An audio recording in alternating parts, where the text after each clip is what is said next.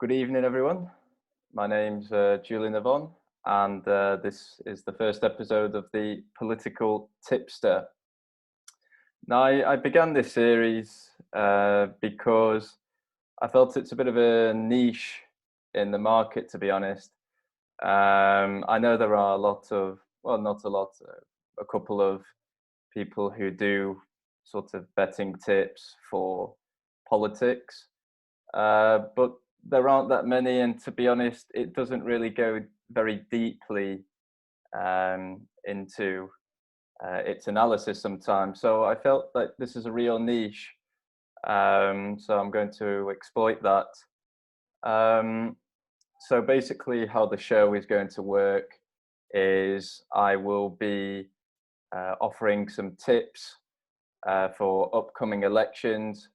But it's not just about the betting. We're going to have some people coming onto our show and talking to us about their to analyze these upcoming elections. And it was a bit of a spur of the moment idea because the May local elections are coming up, and to be honest, there's a lot to talk about. So many elections roll into one, so I'm quite excited as a political nerd. So we're going to look at today the Scottish parliamentary election, the Welsh parliamentary election, the Hartlepool by-election, the potential collapse of the Red Wall again, but on a local level. And then we're going to round off with the London mayoral election.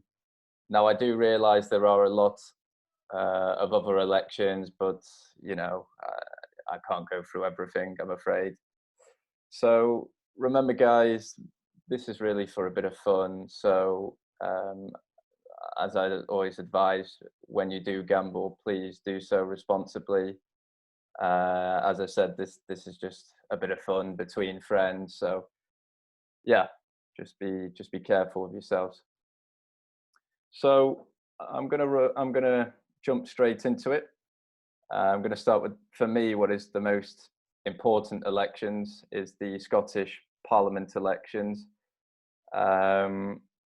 Namely because for me, it's really the making or the breaking of the future of the United Kingdom. So in 2012, the Edinburgh Agreement, which was signed between David Cameron and Alex Salmond, the First Minister at the time, gave the Scottish Parliament legislative powers to hold an independence referendum, albeit temporary. And in August 2014, that deadline ended, and Scotland naturally defaulted back to the Scotland Act of 1998, which states that only Westminster has the legislative powers for questions surrounding the United Kingdom of England and Scotland. However, in March of this year, Nicola Sturgeon and the Scottish government drafted a second independent bill, because of course in 2014 Remain in the UK won by 55 to 45%. Now, these elections are important because if the SNP win a majority, then it could set off a constitutional crisis, because it's more than likely that the SNP will try to force through this unconstitutional legislation of a second referendum. And we could end up with if we decide to resist it, well, if Westminster decides to resist this, we could end up in a possible Catalonia situation where an illegal referendum is held, and that's probably the worst case scenario. And 6 months ago, it seemed like game, set and match to the SNP. So in August 2020, a YouGov poll had the SNP at 57% of constituency vote. In September 2020, JL Partners polled the SNP at 58%. And in October 2020, Ipsos polled the SNP again at 58%. But you know, the famous saying, a week is a long time in politics, so 6 months is like an eternity. Yeah, at the same time, in October 2020, there were 2 polls which showed independence, well, support for independence had a lead of 51 to 40% and 52% to 39%, 11 and 13% respectively. It's a mammoth score. But as I said, a lot has changed since then. So first of all, we had the Alex Salmond affair, where a parliamentary inquiry found Nicola Sturgeon guilty by 5 votes to 4 of breaching ministerial code by interfering in civil service investigation and of course misleading Parliament. This was after Alex Salmond, who was the former First Minister, he was accused of many counts of sexual harassment.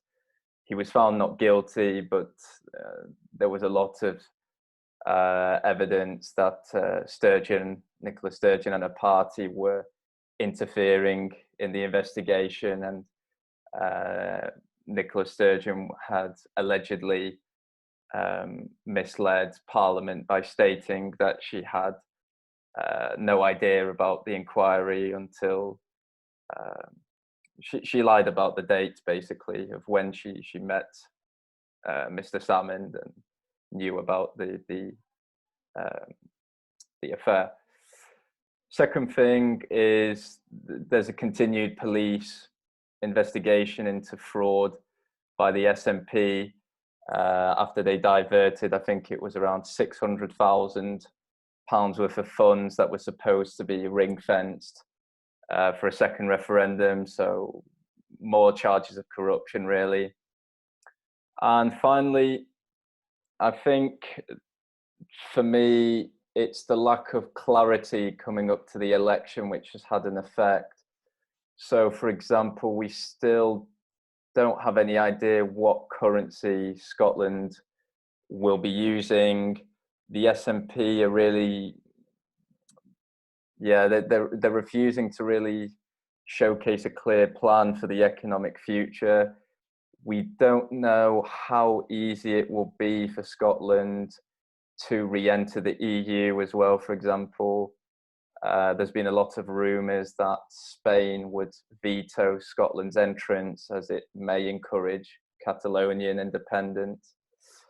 And what I found interesting is the Financial Times released a report which found in 2020, Scotland generated £308 less in tax revenue per person than the UK average, but received £1,633 more per person in public spending. So you see that there's a huge deficit in Scotland, and I believe it's deficit, I don't have the exact number, but it's close to 9% when it needs to be closer to the 2 or 3% if you want to enter the EU.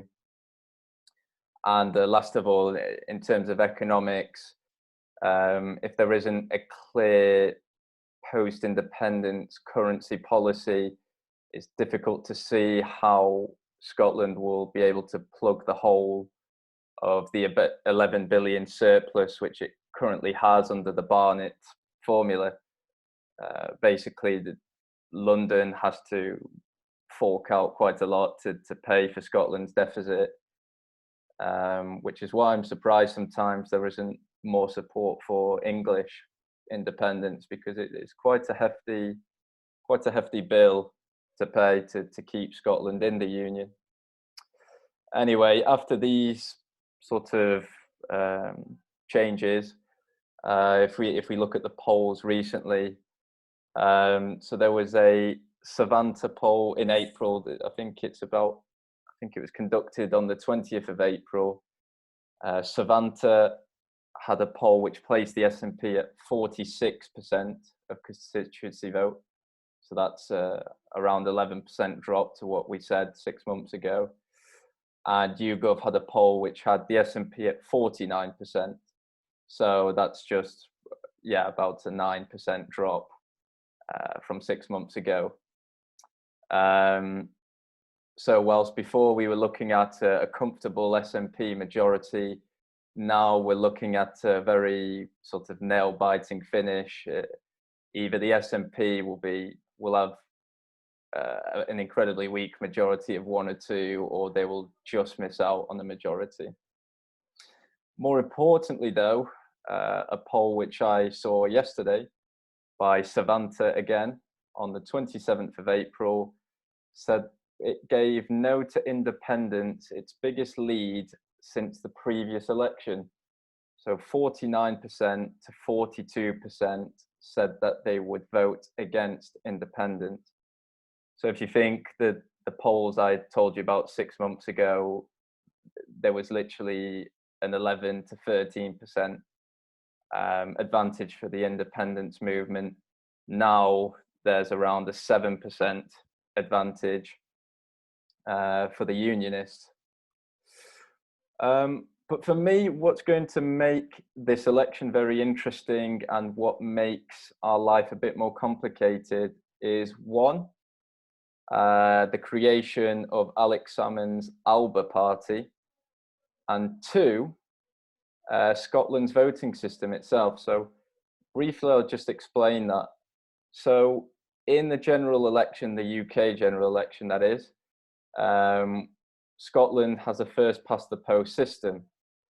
However, in the Scottish parliamentary election, it's an additional method system. Basically, people have 2 votes.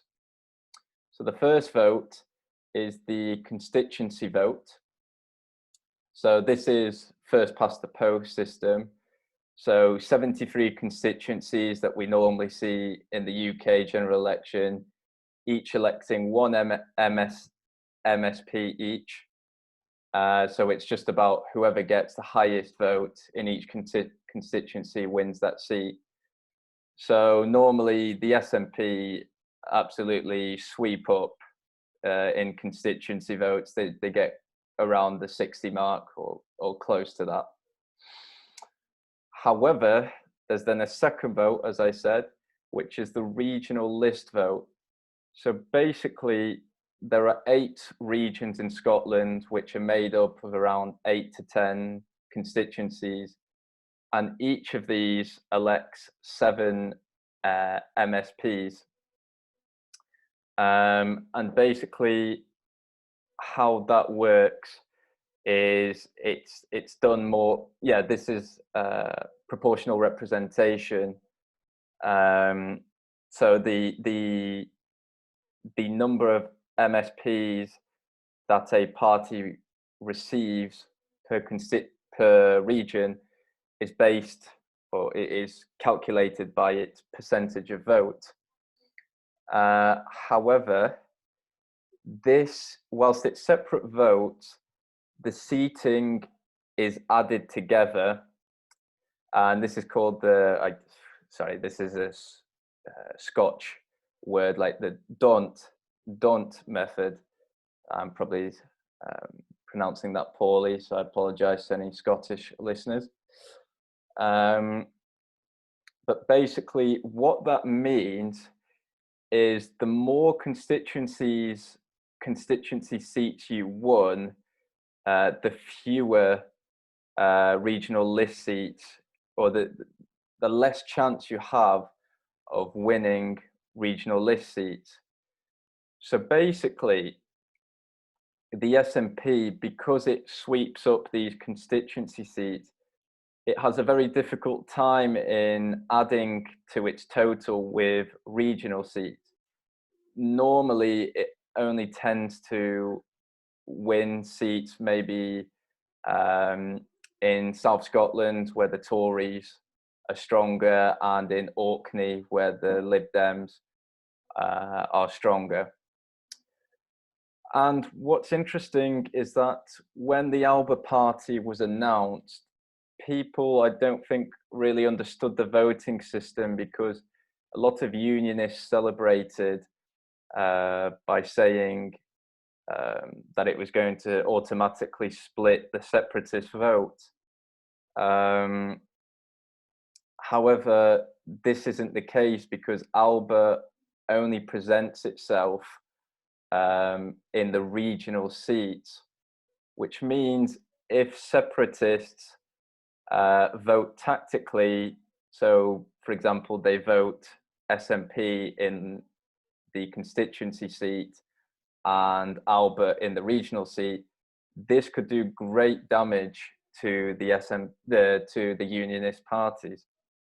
So Ben Walker from Britain Elects posted a really interesting statistic which shows the minimum percentage Alba need to win a regional seat and who it affects in each region. So I'll briefly look at that. So in central Scotland, Alba needs just 5.8% of the vote, and that would make Labour lose a regional seat.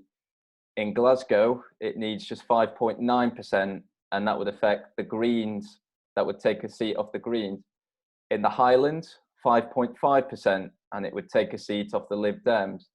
In Lothian, 6.6%, and it would take off Labour. Mid-Scotland, 6%, and it would steal from the Tories. North East Scotland would steal from the Greens, 6.2%. And then South Scotland, 5.4%, and that would actually steal from the SNP. And finally, West Scotland, 5.3%, which would steal off Labour. So you can see the only damage it could do to the SNP is in South Scotland. Everywhere else, it's unionists losing seats.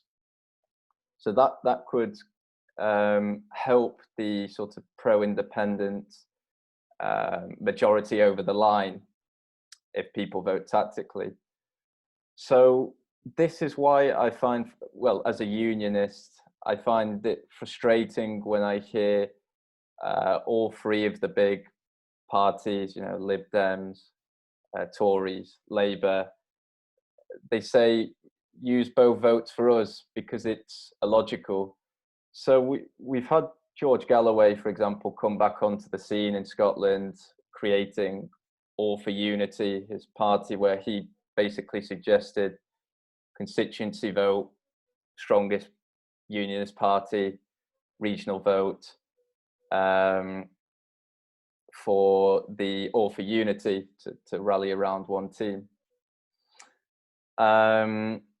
Because, yeah, it's more logical in certain seats. So I'll take, for example, South Scotland. The Tories are certain to hold the majority of constituency seats.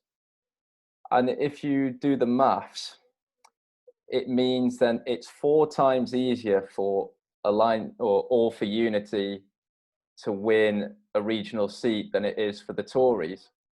So the Tories would need 60,000 votes to win a regional seat, whereas All for Unity would just need 15,000 to win a regional seat in South Scotland. So it seems, as usual, the sort of ego of unionist parties is going to allow an SNP majority, or not an SNP, a pro-independence majority. So, okay, so in the last elections, the SNP won 63 seats, so it's 65 for a majority, so they fell just short.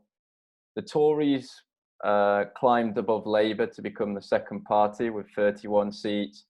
Labour fell to 24, the Lib Dems 5, and the Greens 2. So what I think is going to happen, I think it's going to be fairly similar, where the SNP are going to fall just short of the majority. they might even lose a seat or two. I'm seeing more like 61, 62%.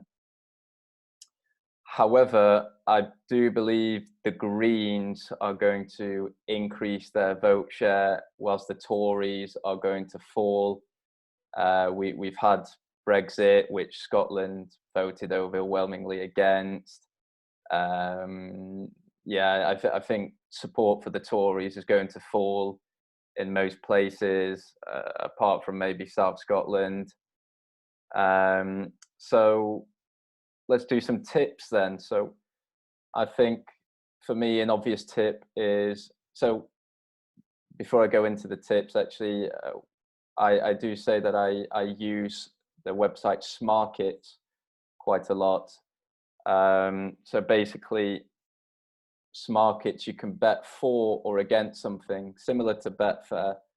And I use it because there seems to be more inflated odds often, and also because you're betting against other people rather than a bookies. And also because you get a lot more options, I find. If you look at Sky Bet now, for example, not many options. But yeah, a lot of options in Smarkets. So tips then. So I think the most obvious for me is no SNP majority. I think they're engulfed in scandals. Support for independence has dropped. And I think, yeah, they've been in power for 14 years. People are getting rather frustrated now. It's sort of a constant repeat of a new independence referendum. So I think support for them will fall, and I think they'll miss out on their majority. And those odds are currently at 2.18, so above evens. I think that's a nice bet. And if you want to be more precise, and I think this is a really, really nice bet, is the SNP to get between 61 and 65 seats at 3.35. Really nice odds there, I think. I'm guessing the SNP will get around 62 seats if I had to put an exact number on. So that's a really nice price. And finally, the turnout. You can get the turnout at over 57% at 2.22. So in the last election, it fell just short of 56%. But I think this is an incredibly important election due to the fact that a new independence referendum could be introduced. So, and also if you take into account the US elections, actually because of the COVID situation and the mail-in ballots, whether they were fraudulent or not, saw a huge vote increase. So I think I can see there being a much higher turnout. So yeah, over 57% turnout at 2.22, I think is a steal, if I'm honest. Okay, so that's Scotland over. Now I want to turn my attention to the Welsh Parliament elections, and I'm going to invite on a good friend of mine. I'd known him at University of Leeds. He's Welsh himself, and he recently became a Labour member. So good evening, Gruff Pari. Yeah, thanks. Thanks for inviting me on. It's good to chat with you. Great. So I'm just going to mull over some numbers and then we'll get into some general discussion. So unlike Scotland, independence is not yet on the table. So the most recent YouGov poll put remaining in the UK in the lead by 55 to 22%. However, there is clearly some growing momentum in the independence movement because in 2013, the YouGov found that the pro-UK vote was 50 points ahead. Now it's just 23. So yeah, a huge decrease in the space of about 8 years. So yeah, it's something to keep an eye on. So the Senedd, which is the name of the Welsh Parliament, was created actually in 1999 after a devolution referendum, which was actually just about won by 50.3% in favour of devolution. So I find that quite interesting, actually. But since its creation, Labour has dominated. It's always been in power. But because of the Brexit realignment that we've seen in the country, the realignment of, we've seen that, for example, the Tories taking red wall seats we'd never seen before. The Tories increased their vote majority, not majority, so their vote share in Wales in the 2019 general election. That could see a big difference in these elections. And also, Drakeford, who is the Welsh Labour leader, seems to have become a bit of a pantomime villain, really.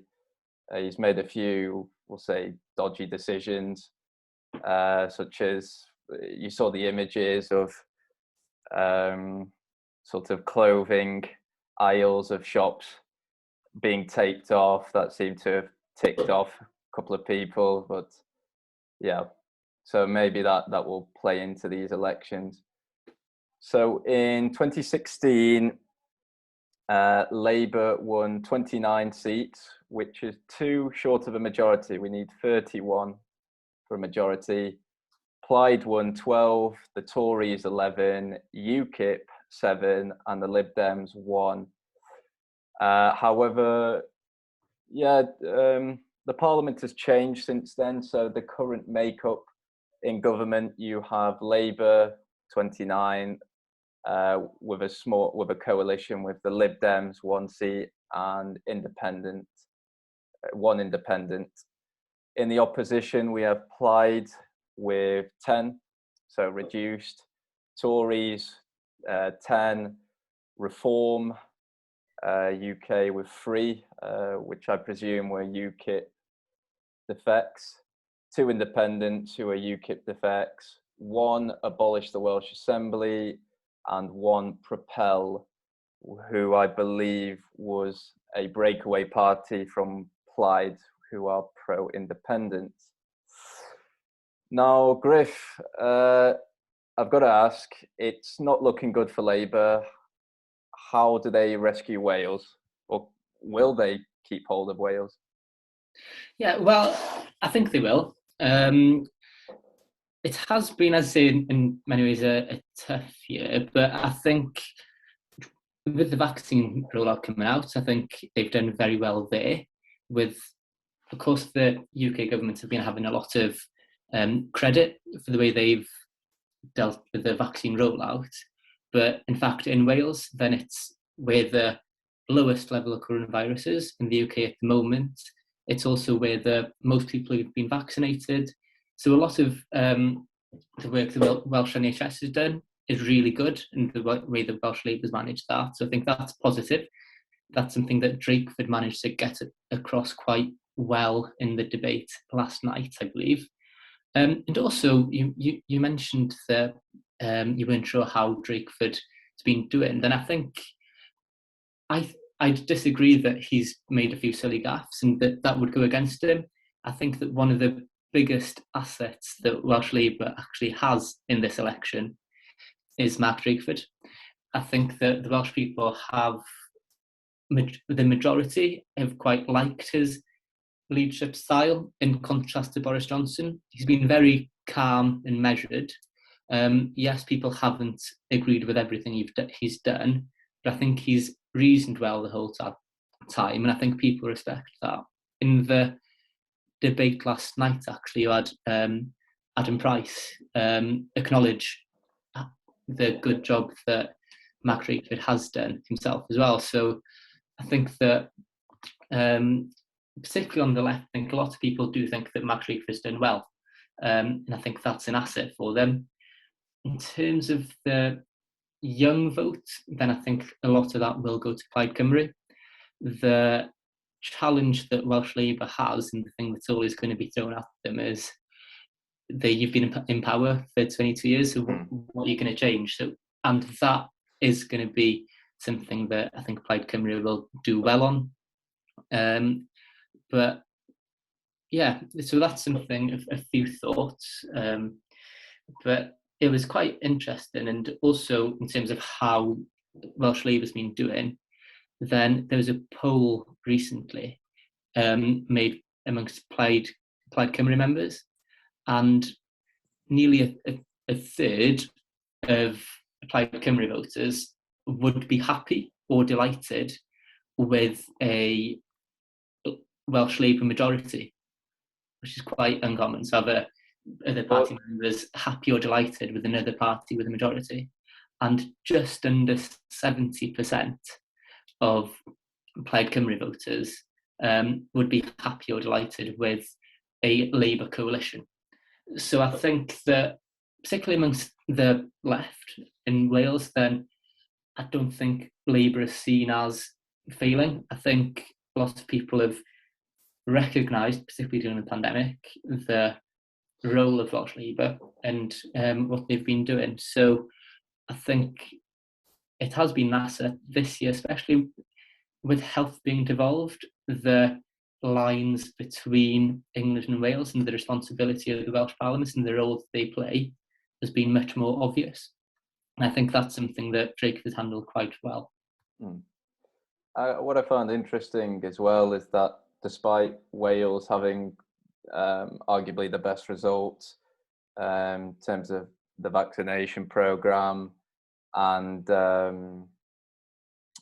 sort of reducing the cases, is that he still chooses to open Wales 2 weeks later than England. I was wondering is that, do you think, a sort of strategy to say maybe to show that Wales is more autonomous, or he's trying to show some level of devolutionary autonomous ruling? Or I'd disagree with that completely, because one thing that's quite clear about the way that Drakeford's his premiership in Wales is that he's not interested in political games. He's very much guided by the science, and I think he's determined to get businesses back open to make sure that they can trade safely. That's what his priority is, to make sure that we avoid more lockdowns in future. So I don't think that you could accuse Drakeford of trying to play political games, because he's said on many occasions that he is a unionist himself. He does want to be part of the union, so he's not trying to distance himself too much from the union. I think perhaps the attack that he's getting most on the left is that he's almost too unionist. So I think particularly a lot of the Plaid Cymru members, and as I say, Welsh independence is gaining a lot of traction in Wales, and I believe that it's obviously hard to say, but about half, a lot of polls show that about half Labour Party members support independence, or at least I think it's 45%, I read. So yeah, close to exactly. So the pressure in Labour, in the Labour Party, is almost more towards independence. So I think that to have him playing political games, trying to show that he's different to England, I don't think he's doing that at all. And you yourself would support an independence referendum and an independence Wales. What would you say is? I know it's difficult to explain. You must have so many reasons, but maybe just give us one or two ideas as to why you believe Wales is better outside of the United Kingdom. Yeah, so I believe that a lot of it is to do with identity and making sure that, and democracy really as well, particularly at the moment with Westminster failing.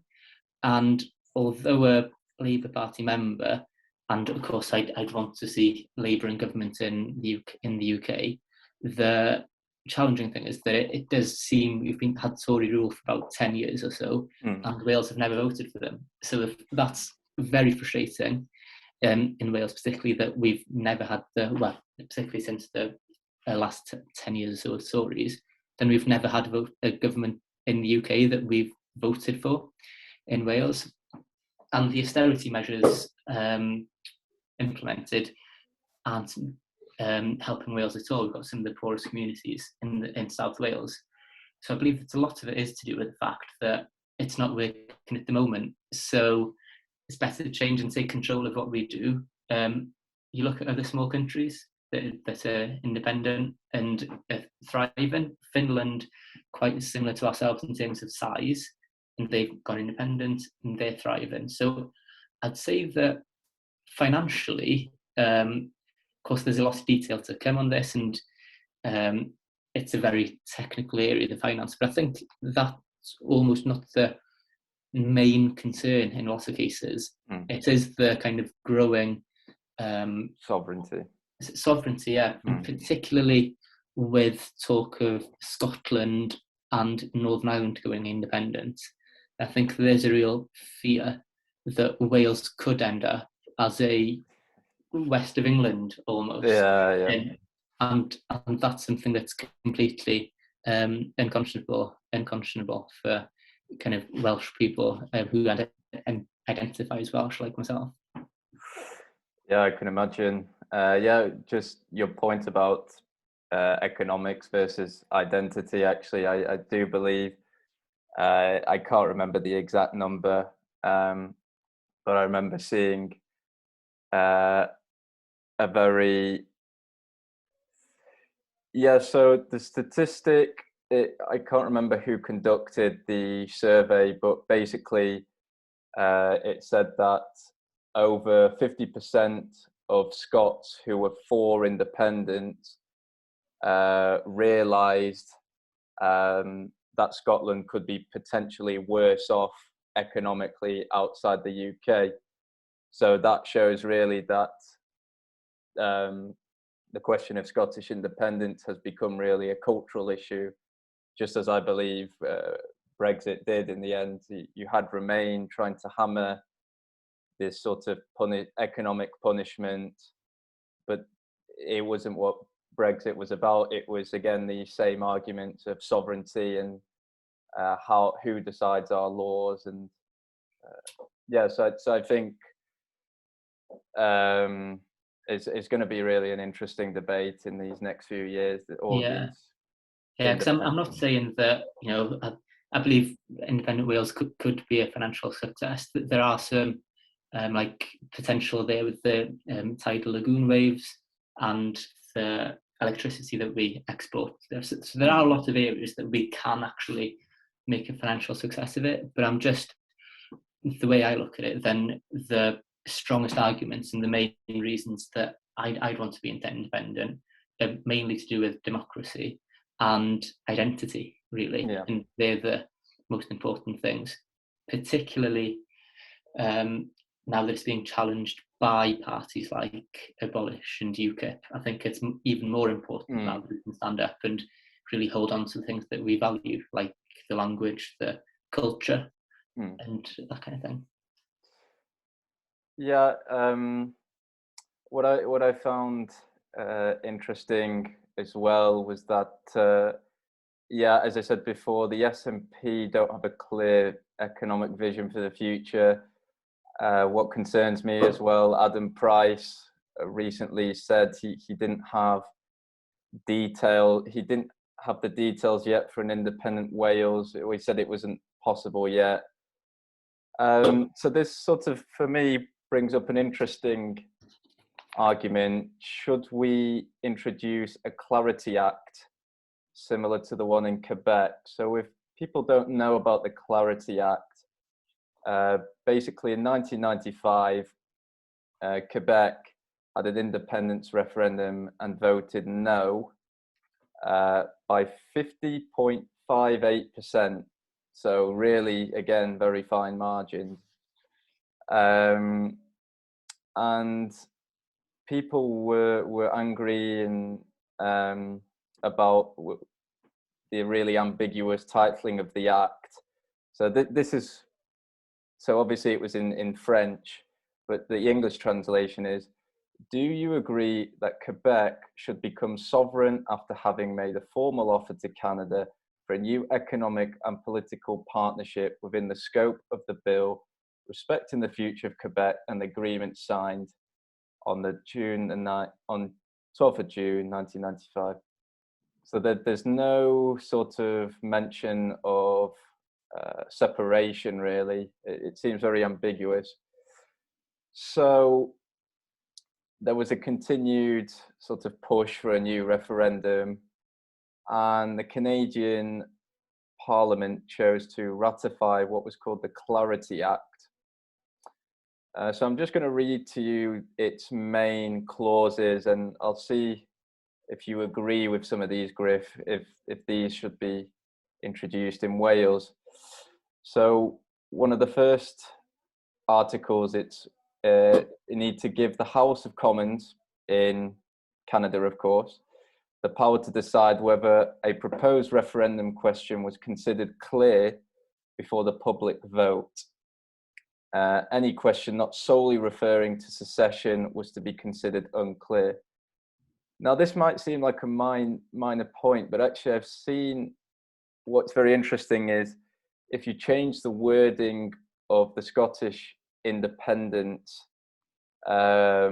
referendum question, you get a slight change in the numbers. So if you ask, should Scotland be independent, you have 2% more chance of having, of having a pro-independent vote than if you said, should Scotland separate from the United Kingdom. I find that quite interesting. But the other points in the Clarity Act were that, the separatists must have a clear plan for secession before any vote is allowed. Then there was also a need for a supermajority. So Griff, you'll probably disagree with this one because there needs to be at least 60% support for independence for it to be granted. And also that all provinces were to be part of the negotiations. So basically, if Scotland were to vote for independence, then every UK nation would have to be part of those negotiations. So what would you support a sort of, so let's say Plaid or Labour, if Labour ever support independence, they put forward or they demand an independence referendum, and the UK government come back with this sort of Clarity Act. Is that something you would support in order to have a referendum? I'm hesitant to support any kind of Clarity Act because I think, in principle, I think it makes sense. I think that everything that happened after the Brexit referendum, whether you think Brexit was a good idea or bad idea, I think the carnage that happened afterwards in terms of trying to work out what people voted for, it just wasn't good for politics at all, and it was a complete mess. So I think we would have just asking, would Wales go independent? It couldn't be just like that because we've seen already where that can lead to, and it wasn't good with Brexit at all. But with the Clarity Act, then one of the things that would be the main goals of independence would be, of course, for self-governance and to make our own decisions. To have the terms of that referendum dictated completely by the UK government, I think would be a bit wrong, because it should be a free decision for the people in Wales or in Scotland to decide on, without having all the terms dictated by a Clarity Act. I think the fact that perhaps a lot of supporters of Alliance for Unity and lots of unionists, they've talked up the Clarity Act as a kind of way of not letting a referendum happen in the first place, to kind of prevent it from getting that far. And I'd say that that's not very democratic. It's not what a referendum should be about. So I'd say that it happened with Brexit. You got your referendum. It was open completely, and people voted the way they wanted. Of course, there was the Remain campaign, the Leave campaign, and they fought their side, and the government was on the part of Remain. But it didn't feel as though there was any real kind of government trying to stop it happening. Okay, maybe after the campaign, but before the campaign, it was quite fair and open. So I think I'd expect the same for a Welsh referendum. And I think that if a Clarity Act would be imposed and that the terms would be dictated completely by the UK government, then I do think that the Welsh people would see it for what it is, which would be something to try obstruct the will of the people in Wales. And I think, particularly with the Welsh independence referendum and Brexit happening, well, if the Welsh referendum were to happen quickly soon after, I think one thing that would be quite hard to avoid would be a level of hypocrisy, because I think a lot of arguments that Brexit people used previously would be used by Welsh people and back and forth, and vice versa. Yeah, it's certainly something to keep an eye on. I believe, for example, Michael Gove was ready to put the sort of some sort of Clarity Act on the floor of Westminster, but I haven't heard much since. One sort of final comment actually is it's funny to see that Neil, I completely forgot that he existed, but Neil Hamilton, the last UKIPper, and it's the end of an era, because he's the last UKIP representative on the national stage. And I think it's quite appropriate that it be him, because he's a bit of a nutcase, and he's been embroiled in so many scandals. Yeah, I agree. He's a complete nutcase. But the thing that made me, I was thinking about him recently, actually, because I had a UKIP leaflet just through the door. All the parties send leaflets. And the UKIP campaign was basically run with the headline, something along the lines of, "Have you had enough of career politicians? Vote to put them out of a job." And I just thought the hypocrisy of that, in terms of that you've got Neil Hamilton, who's made, lined his own pockets completely through cash for questions, and being basically a career politician, is now against all of that. And yeah, I think that he's run a campaign and he's talking a lot about how people have had enough of politicians and everything. But I think if there were less politicians like him that were lining their own pockets with cash for questions and being self-interested, then I think there would be a lot less of a disdain for politicians in this country. I think he's started the disdain, the distrust, and in the political systems through sleaze and corruption, and now he's still there and he wants it gone. So I think he's a bit of a virus, really, in politics. Thanks for the memories, UKIP, but it's time to go. Yeah. Okay, so we'll crunch some numbers and give some tips. So looking at the polls, so actually the March YouGov polls had, the Tories had nearly caught up with Labour. So Labour were on 32%, Tories 30%, Plaid 23%, which is a bit higher than usual.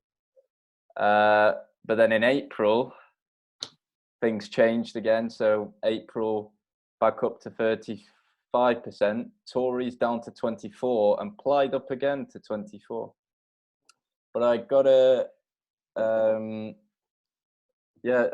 poll yesterday which had, I think it was Savanta, which had Labour on 36%, Conservatives 27%, Plaid Cymru falling to 19%, which I find unlikely. I think they'll get at least 20%, and the rest is negligible. But in the regional, what's quite interesting is you have abolished the Welsh Assembly floating between 7 and 9%. So that could be interesting to see if they pick up 1 or 2 seats. But my tips then. So unfortunately, the odds aren't great. Obviously, Labour is clear favourite. But you have no Labour majority is at 1.2, not great odds. I'd actually, because I currently can't find any odds offered for it, but if odds are offered for it, then I'd go for a Labour minority government,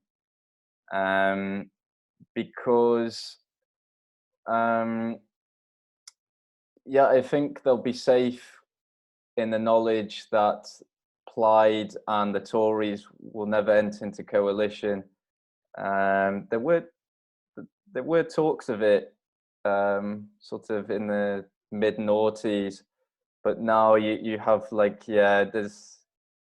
think it would ruin Plaid if they were to get into bed with the Tories. So I think Labour will have that in mind and just form a minority government, because if they form a coalition with Plaid, there'll be big pressure from unionists. So I'm seeing a Labour minority government. Then in terms of individual seats, what I found interesting was I think Plaid Cymru might pick up, and I'm going to butcher this saying, like Llanelli, yeah. That's at 2, and it's a Plaid Labour swing seat. Yeah, and I don't know. I'm seeing Labour losing seats. I think Plaid might pick that up. And if you want to try higher odds, then possibly Drakeford losing his seat, 3.95. That's Cardiff West. Plaid to win Cardiff West. It probably won't happen, but it's worth sticking on just for a bit of fun, really. Okay. So now we're going to move on to the Hartlepool by-election. So this is arguably the most important by-election we've had since Warrington 1981, when the SDP, newly formed, just missed out on stealing the seat from Labour. So the by-election was triggered when Mike Hill resigned, and the seat has returned, well, since its creation in 1974, has always returned a Labour MP. But it's one of those very rare Red Wall seats that managed to survive in 2019. So, yeah, despite Labour holding on, its vote share fell by close to 15%. So the 2019 general election result was Labour almost 15,500, Tories close to 12,000, and Brexit Party just over 10,500. So obviously, Brexit Party votes won't automatically go to the Tories, but arguably the majority will go to the Tories. Brexit Party, Now Reform UK are standing, but I think now that the sort of flames of Brexit have dampened, then I can't see them getting very many votes. So, yeah, so Labour did particularly badly in what we call the Red Wall seats, which are seats in the North and the Midlands where it's a strong working class base, mostly former industrial towns, very pro-Brexit.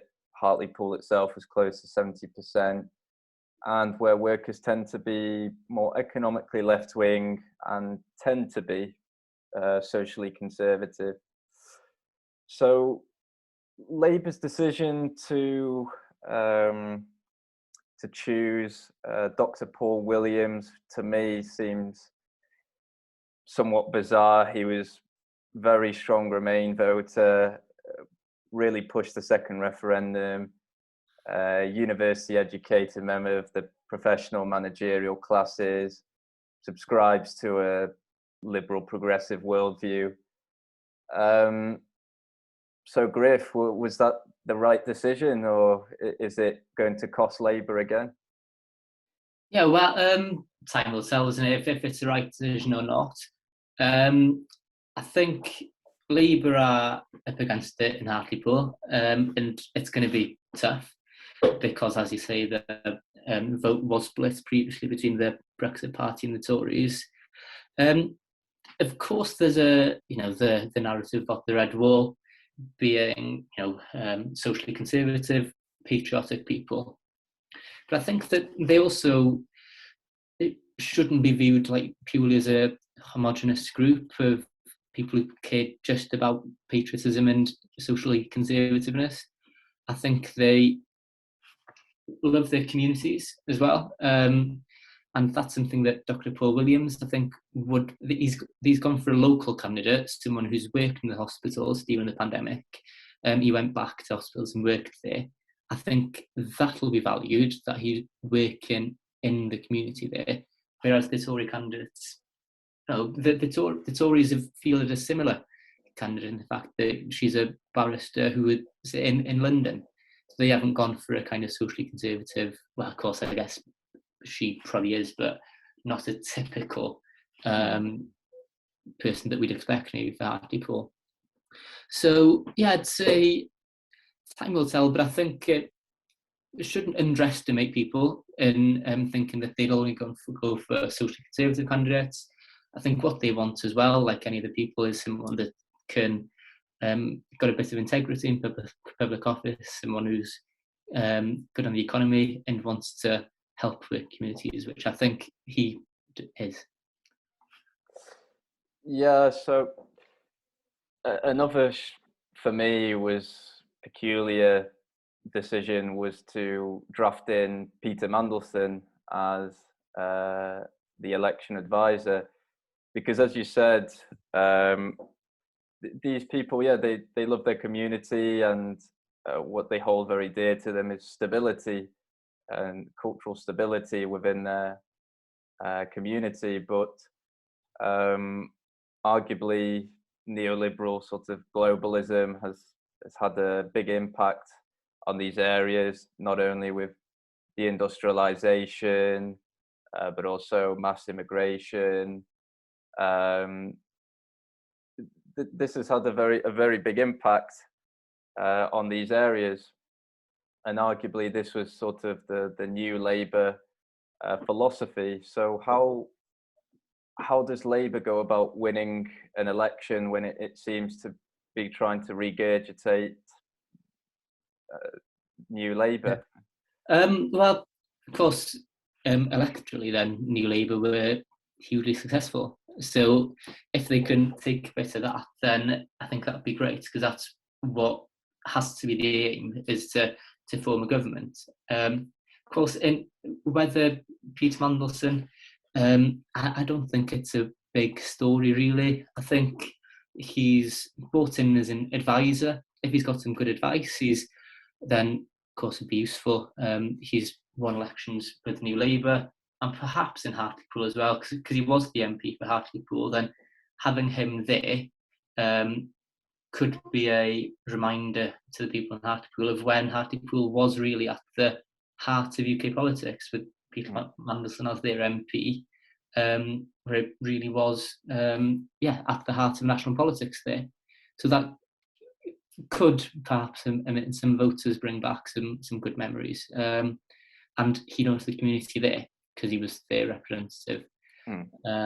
So I don't think it's a big story. I don't think it's a national political story. I think it's quite wise to get someone who's won there in the past, who knows the community there, to get his thoughts. And I don't think it should be much more than that, really.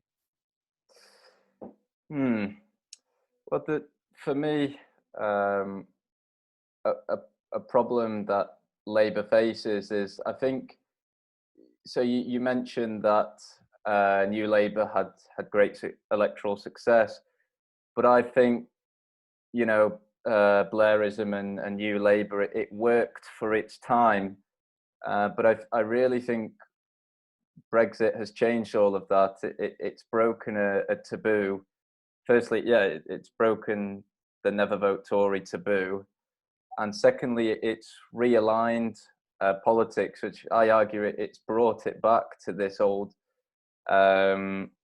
Disraelian, Gladstone separation, where you have patriotic working class of the north, along with the sort of middle class, socially conservative, the old elite, and then on the other side you have the sort of liberal, cosmopolitan, the free market, right wing, and the sort of new elite, which are the sort of big corporate. That could be right in terms of this situation, but I don't think, as political parties, then it's your responsibility to go out there and to persuade them to vote for your party and to really change it. So I think it's up to the Labour Party, because the country, in my opinion, it needs a Labour government. It needs Tories out, because the method, the kind of version of capitalism that the Tories subscribe to and the vested interest that they represent at the moment, then it's incompatible with creating the kind of society that is needed in Britain to really make sure that the poor aren't left behind, that people have got a high quality of life. And I think that's something that George Orwell noticed quite well in The Road to Big Pier. I think that was the kind of 30s, quite a different era, but he still relevant. He recognised that, like he quoted, like, we're at a moment where it's desperately necessary for left-wingers of all complexions to drop their differences and hang together. And I think that's something that I'd like to see in the Labour Party. They'll have to really get a message out there and persuade people to vote. So coincidentally, the Labour Party, possibly in the 1990s, early noughties, was known as the Hampstead Hartlepool Alliance, and that was it was a fairly fragile alliance between the traditional patriotic working class, but also the liberal cosmopolitan middle class, who share the worldview of social justice and equality. However, so a 2017 survey found that 77% of Labour members fell in the ABC1 social class, which is the highest social class possible.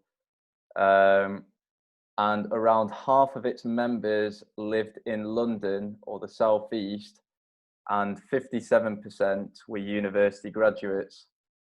Has the Labour Party gone too far towards the Hampstead end of this alliance? Yeah, I think it probably has, in terms of the image of the party and getting people to vote, because, like, when Labour has won power and when Labour's at its best, it does need that middle classes, people who might be economically well off, but who want an equitable society where it's a fair system. But at the core, of course, is the working class vote for Labour. So that does need to be there. And yeah, I'd say that in terms of going too far, then I'd say that yes, that's something I think Starmer's done quite well. He's tried to bring it a bit back from that. Although I don't enjoy seeing the Union Jack and stuff myself, then he has played that game. He's tried to win them votes back.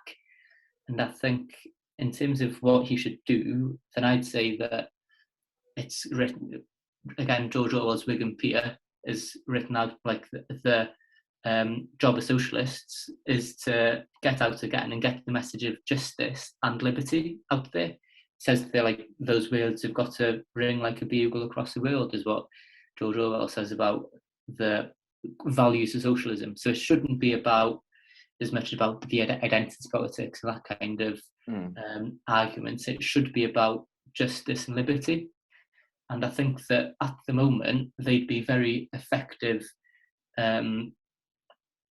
tactics for the Labour Party to use, because in terms of liberty, then you've got Prime Minister Boris Johnson who's showing some authoritarian tendencies. So I think that would be a good area to exploit. In terms of justice, then yeah, of course you've got Starmer as a QC, who's very strong on justice in terms of crime and that kind of stuff, but also economic justice, which is not happening in the UK at the moment. Yeah, very interesting. And we'll come back to Starmer in the next section.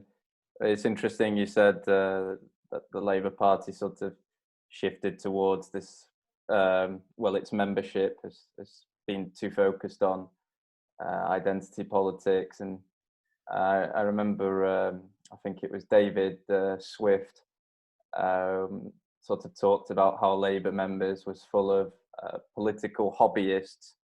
So they have sort of, they have a need to burnishing their moral credentials through the expression of luxury beliefs of racial, sexual and gender identity to signify sort of high status while actually affecting no real change in the world. And I think that's what the sort of core working class voters are frustrated with Labour, is that a lot of what they talk about won't change their life. It's really, I feel as if the Labour Party needs to go back to the basics of politics, you know, good jobs, stability, conserving communities. These are really the bread and butters of... Yeah, and I agree with that. But the one thing I would say as well is that although you could say that the Labour Party are too concerned with identity politics or that kind of arguments, I'd say that that narrative is also being set by the right, and particularly the right media as well, because it's a dream come true for them. Because as long as they're talking about identity politics, then they can, with the narrative that they're putting out, and they can win that argument quite convincingly and win some votes on it. So they'll keep on, the media will keep on, the right-wing media will keep on with that arguments, because it means that they're not talking about the sleaze, the economic injustice, and all the issues that really matter. So whilst, yes, I think in the Labour Party we'll kind of rise to it and we will kind of talk about the end politics perhaps too much, but I think that's because the narrative is being set by the right, because they know they'll win that argument. Whereas I think what the left needs to do is rise above it and to really concentrate on the issues that really matter.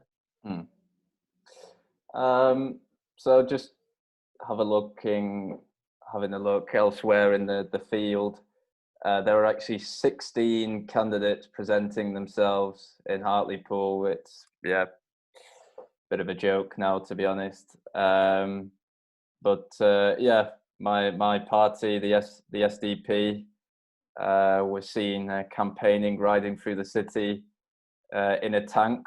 You can check that video out. It's quite a sight to behold. But a party which has recently formed, who number one of my pecking my head list is the Northern Independence Party. So I agree greatly that there needs to be a real focus of levelling up in the north, and I feel like there needs to be a party which does push this sort of agenda, not necessarily independence, but more autonomous powers and sovereignty in the north, and more participation and levelling up.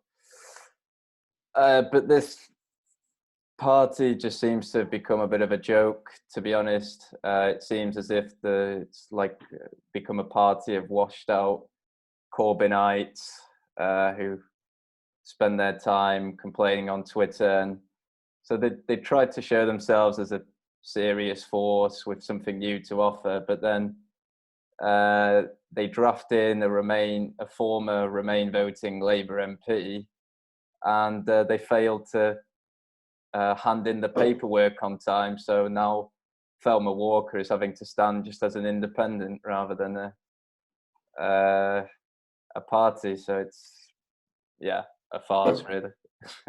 Yeah.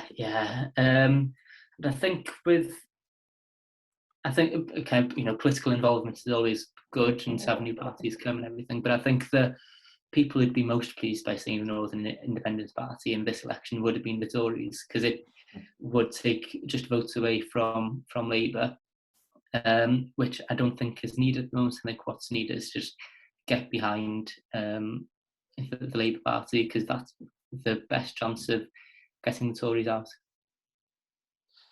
Great. So we're going to have a few tips now. So I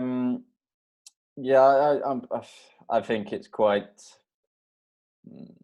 obvious really. I'm going to have to give the Tories the win here. Labour may sort of dust themselves down eventually, but for now I think they're still the Brexit wounds haven't quite healed yet. People haven't seen big change yet. Starmer, I'll admit, has sort of been trying to push the party in that direction, but I think a lot of working class base still see it as a student sort of dominated party. So I think the Tories will pick this up. So that's at 1.6, not too bad. Then the Tory vote share. So last time they got around 28%, and I think Labour 37%. Maybe getting that wrong, but I think it was around that. So I can see the Tories getting around the 40% mark, because I think this will be down to Labour and the Tories. I don't think there'll be much voting outside of those two. I think it will become like a two-horse race. So I'm fancying the Tory vote share between 40 and 45%. That's at 3.45. And last of all, just because I despise them, Thelma Walker to get under 5% of the vote share is at 1.35. Not great odds, but it will be a good laugh. Okay, so our next item on the agenda is the collapse of the Red Wall, take 2. All in all, you're just another brick in the wall, as Pink Floyd once said. So just a recap, in 2019 general election, these sort of tribal loyalties for Labour vanished. There were seats that had either never voted Tory or hadn't voted Tory in over 100 years. So you have the likes of Bolsover, which I was very sad to see Dennis Skinner go. Blythe Valley, Don Valley, Workington, these were really bread and butter Labour seats. So whilst the Tories' national vote increase only increased by 1.2%, in the Red Wall seats, it increased by 10.2%. So a huge increase.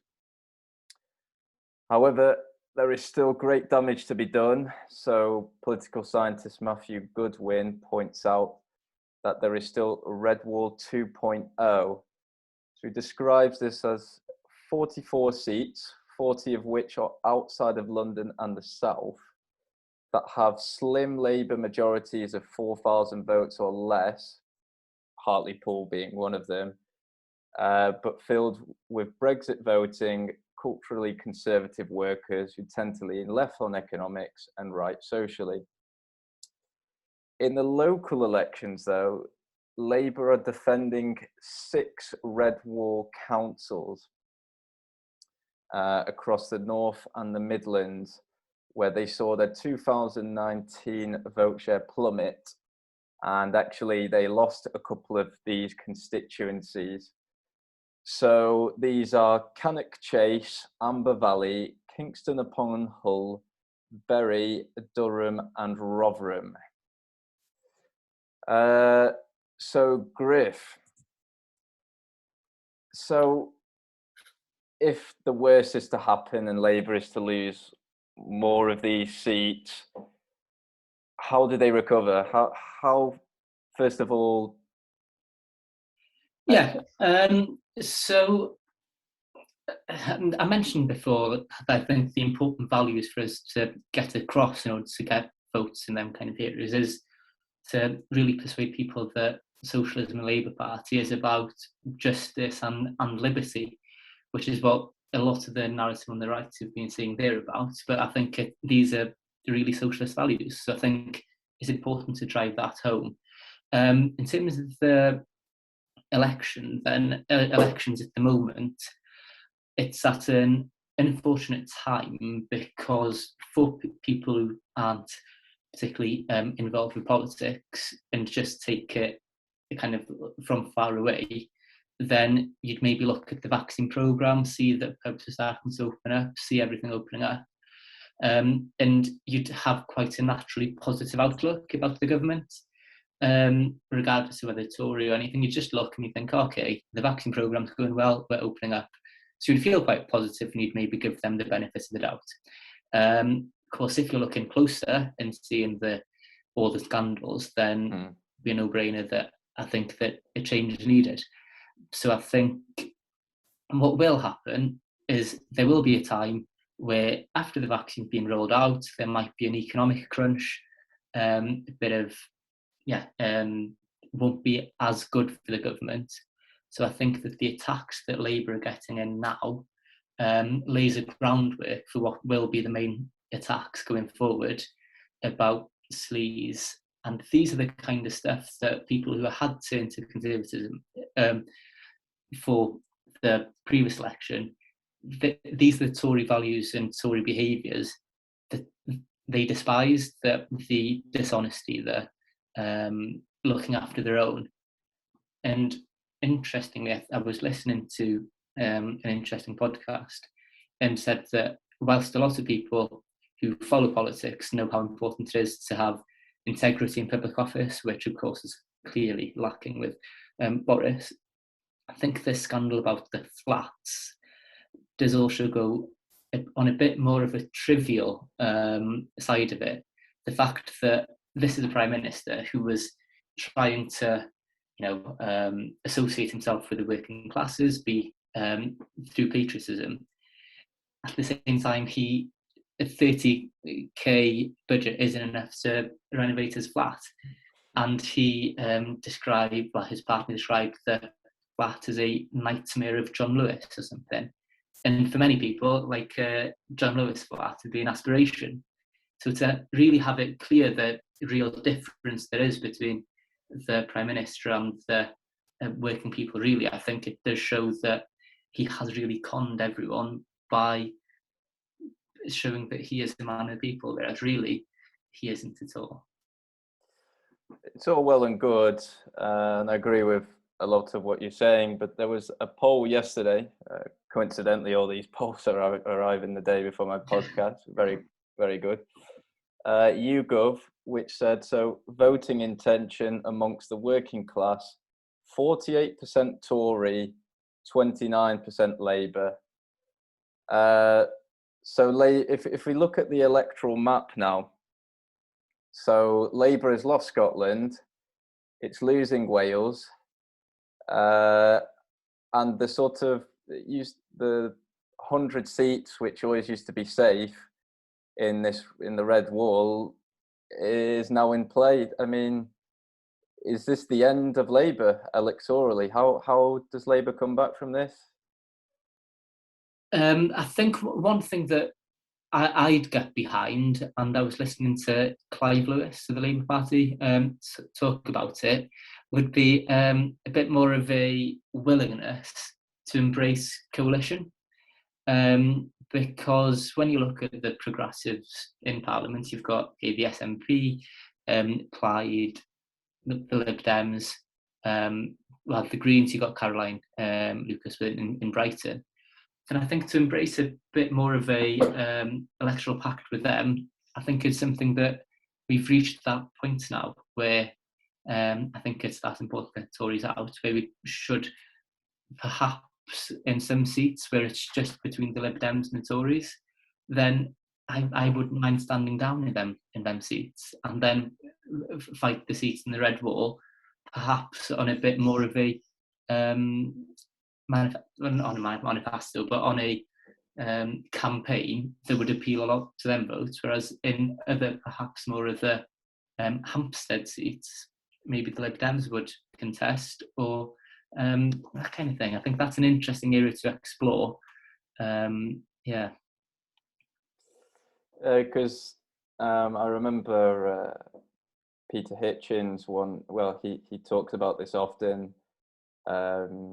He complains about the fact that the beginning of the end of Britain was when we chose to put the Conservatives back into power in 2010, because he said they were one last electoral defeat away from oblivion and being forced to reform and start again, and possibly he said forming a truly socially conservative party, because he believes it's a sort of double dose of liberalism.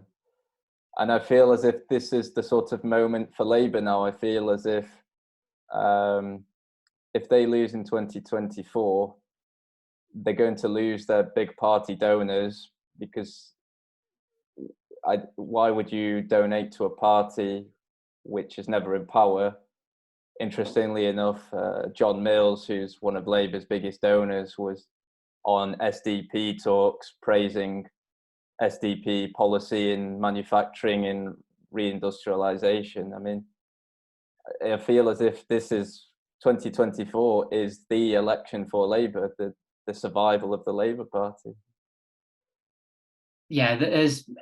I wouldn't say that it's about the survival of the Labour Party, because I think it is, I believe, the biggest political movement in Europe.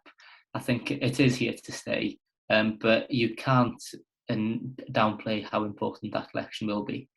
Of course, you'll have a lot of young voters coming through who I believe will vote for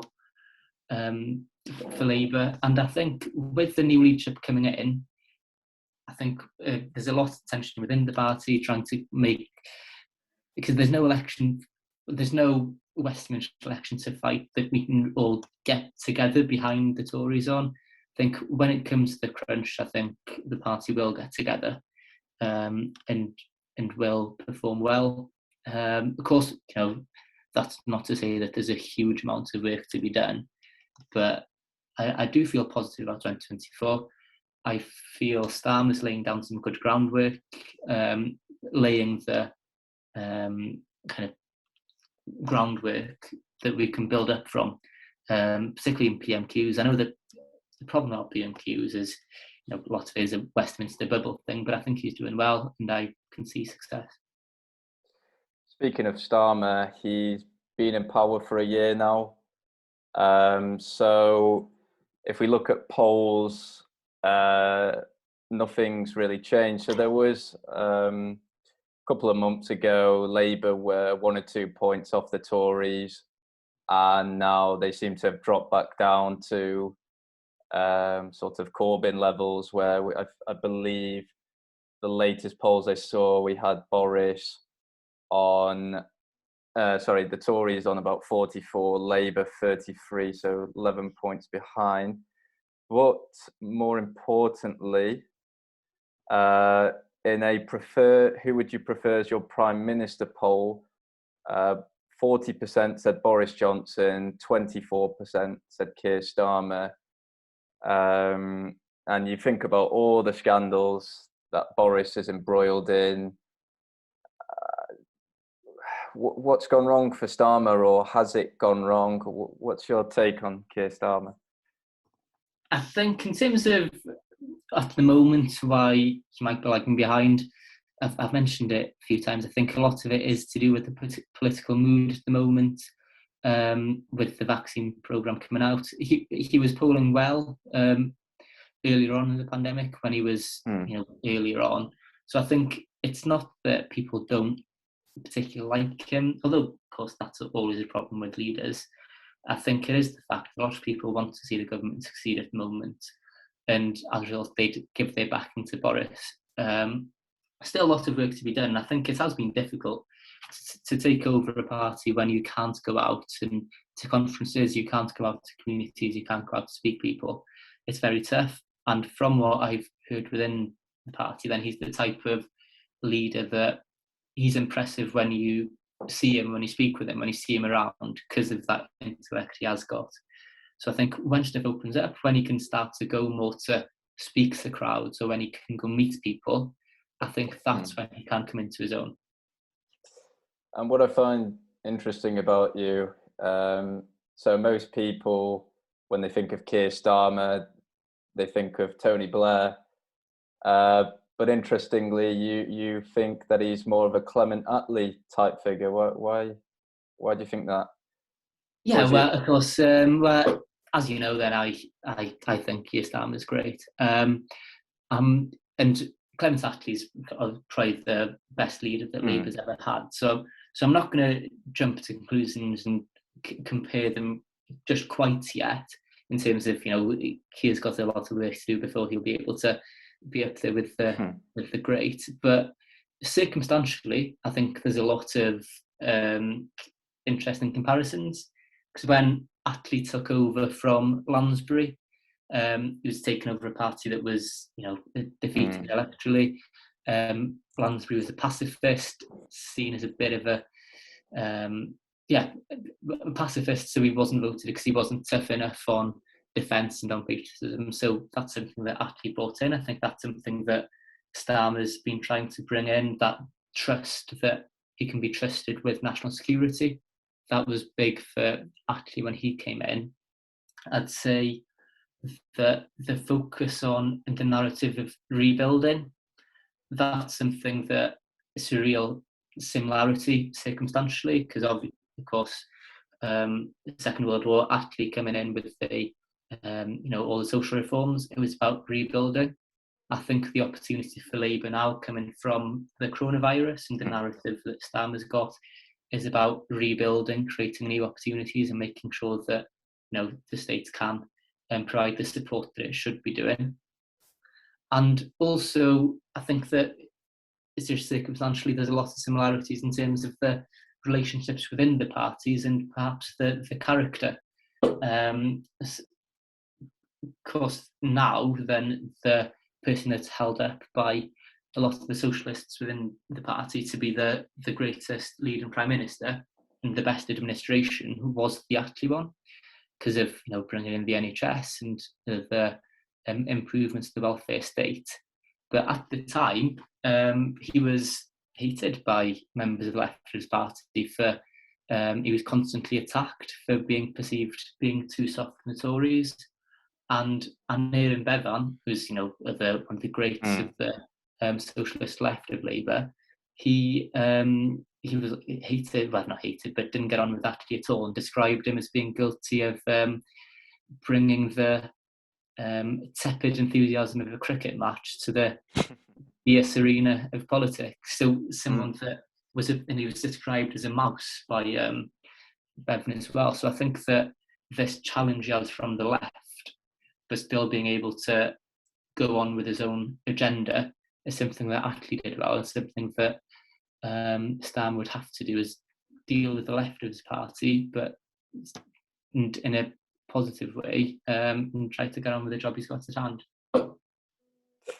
Yeah, I'm just going to bring in a nice quote, because you brought up the sort of patriotism of Attlee and Starmer, but it's taken, again, you can tell we're George Orwell fans, but this one's taken from The Lion and the Unicorn, and it's a really nice quote. He says, as I write, so this, just a bit of context, he's writing this whilst he's fighting the Second World War. So as I write, highly civilized human beings are flying overhead trying to kill me. They do not feel any enmity against me as an individual, nor I against them. They are only doing their duty, as the saying goes. Most of them, I have no doubt, are kind-hearted, law-abiding men who never dream of committing murder in private life. On the other hand, if one of them succeeds in blowing me to pieces with a well-placed bomb, he will never sleep any worse for it. He is serving his country, which has the power to absolve him from evil. So a very nice quote on patriotism. And another one from Orwell,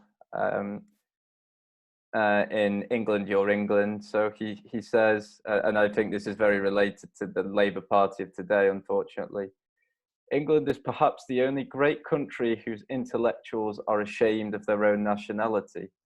In left-wing circles, it is always felt that there is something slightly disgraceful in being an Englishman, and that it is a duty to snigger at every English institution from horse racing to sweet puddings. It is a strange fact, but it is unquestionably true that almost any English intellectual would feel more ashamed of standing to attention during God Save the King than stealing from a poor box. So in the past, we've had Gordon Brown calling Caroline Duffy bigoted woman. We had, remember what's her name, Emily Thornberry making fun of the working class patriot who had English flags in his windows and a white van. How does Starmer deal with the? What's frustrating for me in Labour is that I think Starmer's trying to push Labour in the right direction, but every time he takes a step forward, he gets pushed back 2 steps by his own membership and his MPs, who sort of laugh at any sort of patriotism he puts forward. How does he need more party discipline? Does he need to push the patriotism rhetoric more?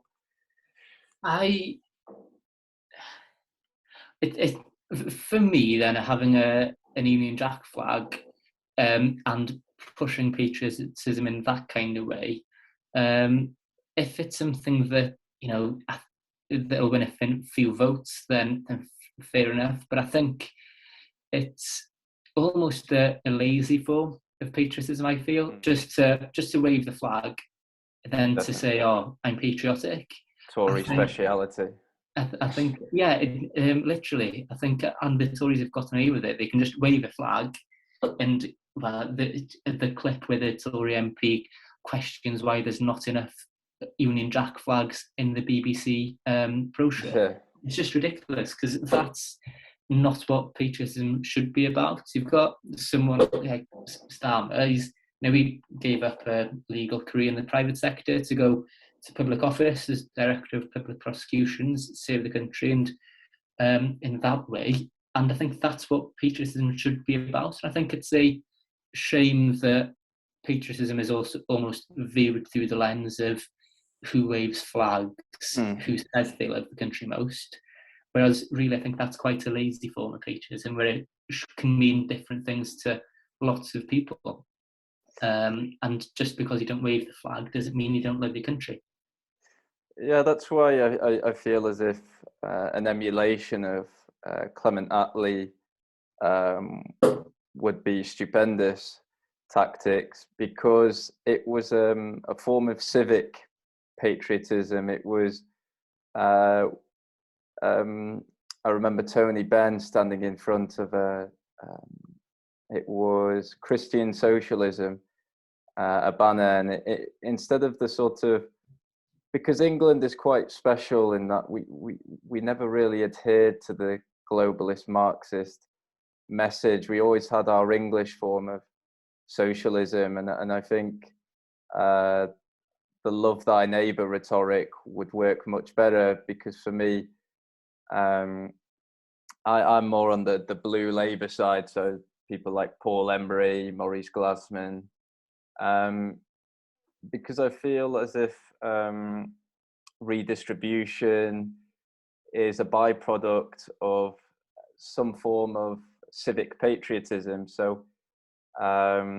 it's a want to look after our community, our neighbours, but I feel as if we need to have some sort of point of reference, which is national identity, strong communities, a strong family orientated politics, because otherwise, for example, I take Italy. Italy has had a big problem with tax avoidance, mainly because it's a new country, well, sort of, yeah, a very modern country, and they've had a very difficult problem. Many Italian governments have had a lot of problems in having a common, unified national identity, and you have a huge north-south divide. And because of this lack of national identity, there's a lot less willingness to pay your taxes, which then pay for the public services, because people don't feel attached to their country, to their fellow citizens. And I feel as if Labour should really be driving at this sort of civic patriotism. It's like, we've got to do what's best for our neighbour and our country. Yeah, I agree that that's what socialism and Labour values should be about. So, like you saying that if you bring Christianity into it, then they'll love thy neighbour and to help your community. I understand, you know, so the fact that patriotism is viewed through the lens of just Union Jack, well, I think is a shame, and it does put the political leaders in a tough position, I believe, because for myself, when I get switched off by seeing the flag, I don't think myself. I don't like the Union Jack. But you wonder if it is politically necessary to win some votes in the north, perhaps.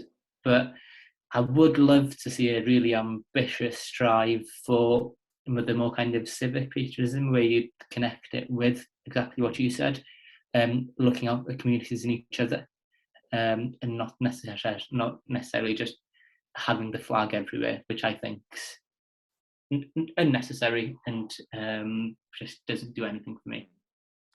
As the right would say, virtue signalling. Yeah.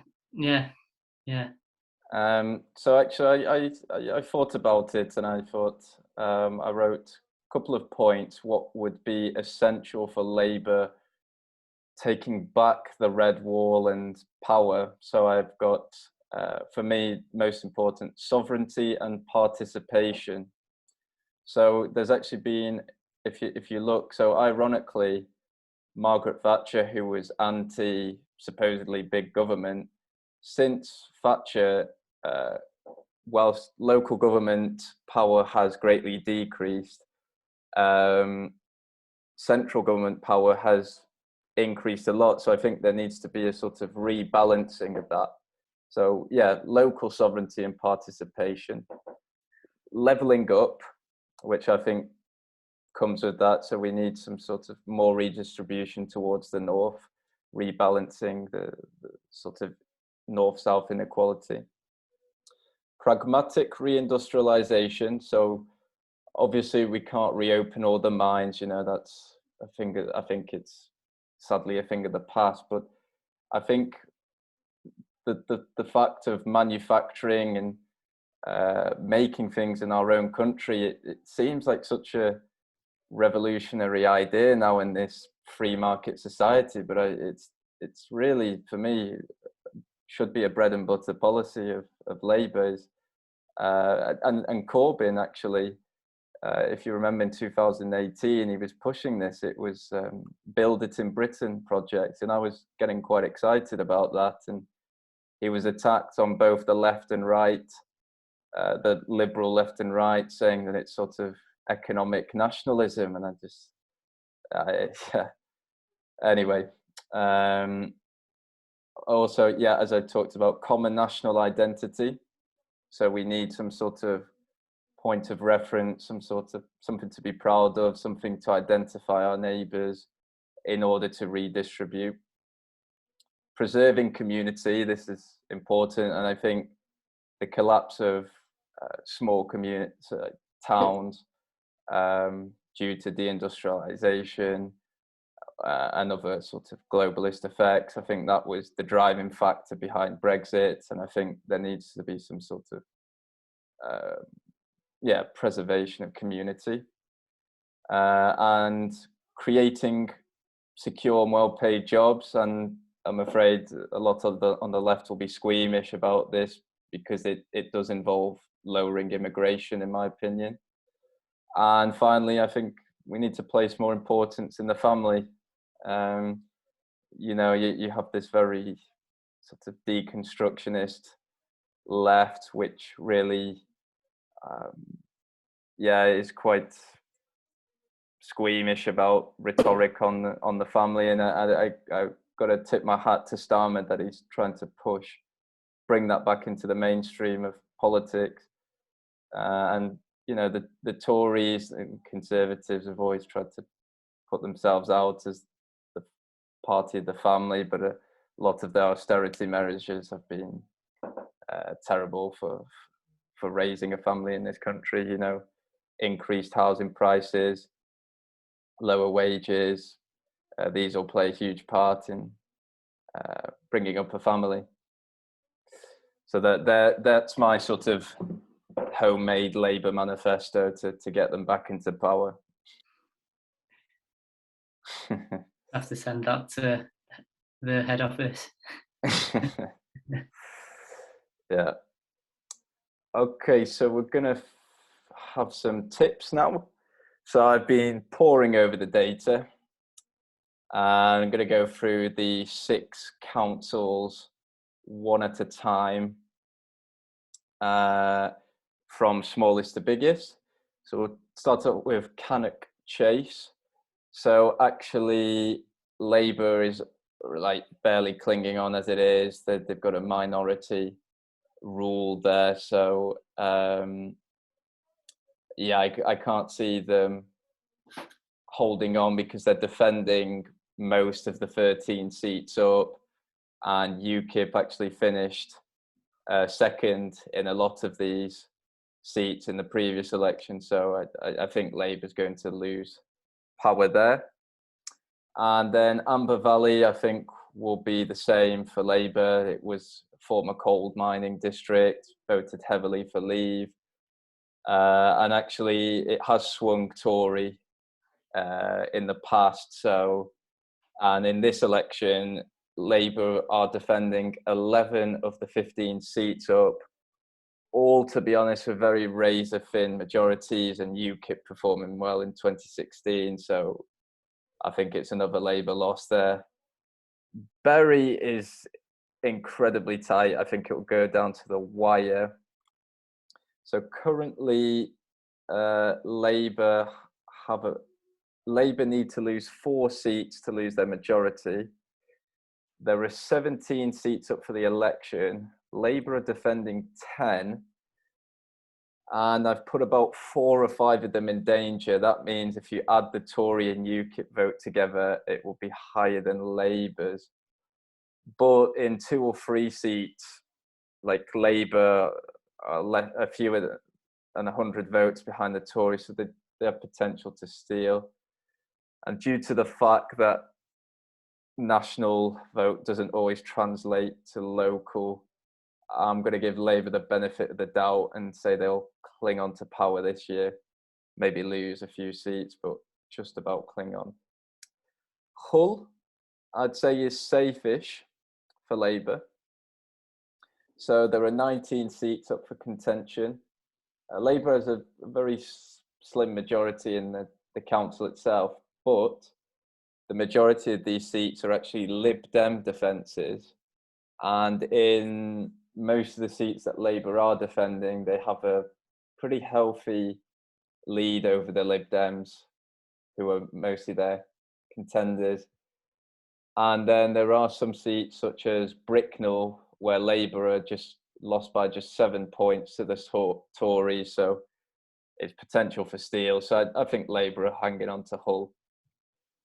The two really interesting ones for me are Durham, who has all of its 126 seats up this election, and Labour need to lose just 8 of them of the 71 that it's defending 71 seats, needs to defend it needs to lose more than 8 of them to lose its majority. Durham swung heavily towards the Tories in 2019.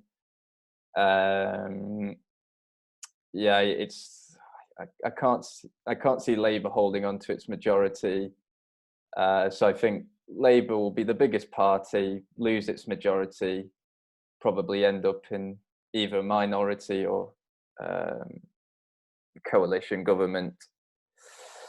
And Rotherham is also very interesting because since 2015, basically there was the Casey, in February 2015, the government actually suspended and replaced the elected council following the Casey report into the Rotherham child sexual exploitation. So this is the first elections Rotherham Council is holding since 2016. So pretty much every seat is up. Labour has currently a strong majority of 48 out of 63 seats. So it needs to lose 17 seats to lose that majority. But from what I've heard, there's going to be a lot of tactical voting. And actually the Tories don't have any seats in Rotherham. On a local level, people throw their support behind the Rotherham Democratic Party. And with this sort of child sexual exploitation still engraved in the minds of a lot of voters, I think Labour is going to see an avalanche of losses. So really don't be surprised if Labour lose Rotherham as well. So from what I'm seeing, Labour should just keep hold of 2 out of 6 of these councils. Unfortunately, there aren't any odds available yet, but keep an eye on that. 1 day or 2 before the election, these sort of seats tend to crop up. So keep an eye on that. Certainly interesting. Okay, so at this point, I'm going to say goodbye to my good friend Griff. It's been a pleasure having you. Yeah. Yeah, thanks for having me on. I really enjoyed it. So, thanks. Great. We'll have you back on the show soon, I'm sure. Yeah, that's great. Cheers. Okay, so now I'm just going to quickly look at the last item on the agenda, which is the London mayoral elections. So to be honest, this has really disappointed me. It's become a complete farce. And actually, for me, it highlights one of the weaknesses of devolution, which, because I think, I would say that Sadiq Khan's administration has been characterized by his constant political football match with Westminster. So there's a constant back and forth between Westminster and the London Mayor. It's often the case with devolved governments, is that there doesn't seem to be a clear outline of who controls what, or possibly there is, and both sides are lying about it. But we've had in London, we've had cuts to police, we've had cuts to the NHS, we've had cuts to the fire brigade, cuts to youth services, cuts everywhere. So Sadiq Khan continues to claim that it's Westminster cutting these budgets, but Westminster is responding with the same. So essentially, we have a ground halt where no one takes responsibility, no one's held accountable, and there's no progress. So I feel as if London is really withering under this failed devolution. which is a shame, really. So in the election itself, the focus has mainly been on knife crime, which has supposedly increased 60% under Sadiq Khan's tenure. But in many debates, he's constantly trying to claim that that actually knife crime has improved. I don't live in London. All I can look at is the statistics, which don't look great for Sadiq Khan. But anyway, he seems to be winning re-election without any real problems, mainly because the Tories, no disrespect to Sean Bailey, but I really, for me, he epitomizes the sort of contemporary Conservative Party. So for example, he wanted to rename tube stations after corporations, for them to sponsor.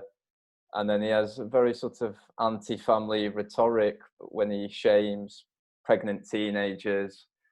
I think he said that they were queue jumping people who did the right thing, which is very anti-family, which is anti-conservative, really.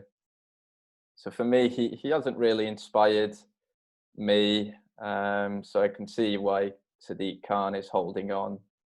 So this latest Savanta poll put Sadiq Khan 41%, Sean Bailey 28%, Lib Dems 9%, everybody else far away.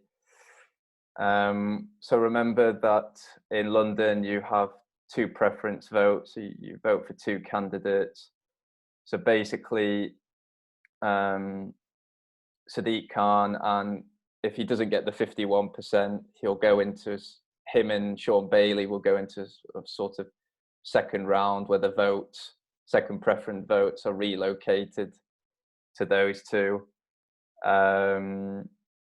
So yeah, my prediction is that Khan should easily win on second preference votes. Elsewhere in the field, it's really a farce. So you forget that the what's it called? The deposit is £10,000, yet there are 20 candidates presenting themselves. So you have a YouTube prankster who's polling at 5%, the same as the Greens. You have Jeremy Corbyn's brother, Piers, who was arrested for comparing the vaccine program to the Holocaust. You have a bloke who walks around with a bin on his head, and you have a bloke who drank his own piss. So really, it's just, I've said it many times already, but it truly is a farce, this election. Really at a time when London needs some sort of competent leadership. So that's all I have to say, to be honest.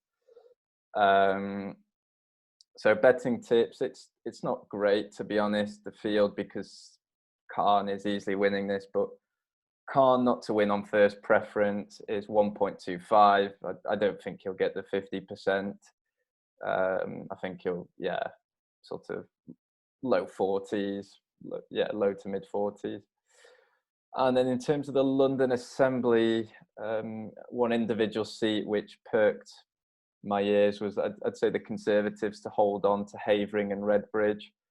That's 2.24. So basically, UKIP did pretty well there in 2016. They held on. They came very strong third. So we assume most of those votes will be relocated to the Tories.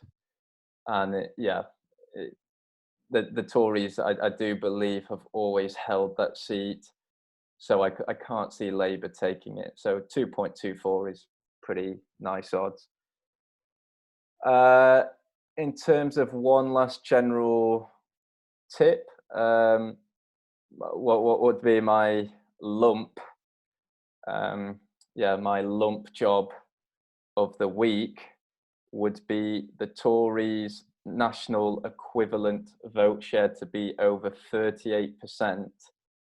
So if you look at most polls, I don't think the Tories have polled under 40% in God knows how long. Recent polls have them at 43 or 44%.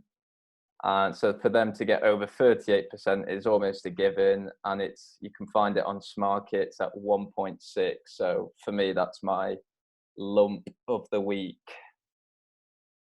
Okay, so that's everything from me. Obviously, there is a lot more elections in May to look forward to. A lot of mayoral races. You got Andy Burnham defending his seat in Manchester, for example. We got Tees Valley, West Mid England, something like. There's a lot of them. Lots of mayoral elections. Lots of councils up. So yeah, I'm very excited for these elections. I hope you've enjoyed the first episode. Obviously, improvements will be made. I've ordered some microphones. The sound quality should improve. Episodes won't be as long as this, I'm sure, in the future. It's just because there's a lot to get through in May's election. I'll tend to make them shorter, sort of quick analysis videos. But I hope you've enjoyed it. Please leave comments, advice, how to improve, what you enjoyed, anything, and obviously likes, shares, subscriptions, all very much appreciated. So thank you very much, and I shall see you soon.